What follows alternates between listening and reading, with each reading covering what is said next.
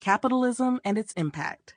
The Growth and Consequences of Capitalist Systems, 5 in 1, written by Arlo Holders, narrated by Juliette Fancer. The Rise of Capitalism. How Market Economies Shape Modern Wealth and Innovation, written by Arlo Holders, narrated by Juliette Fancer.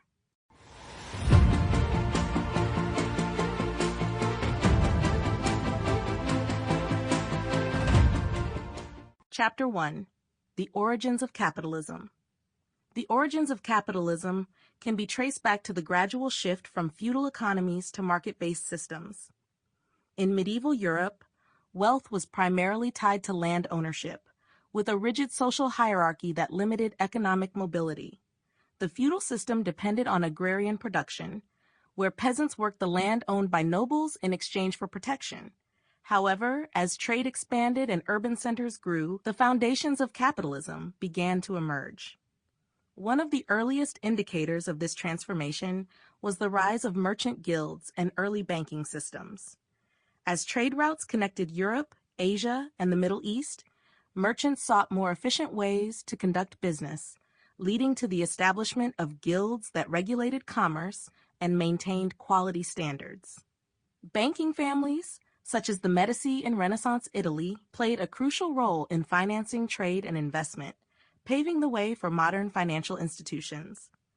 The shift toward money-based transactions rather than bartering allowed wealth to accumulate outside the traditional feudal framework.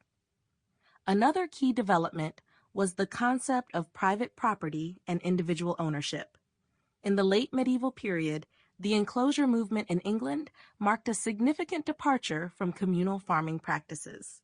Landowners began fencing off common lands for private use, displacing many rural laborers and forcing them to seek employment in emerging industries.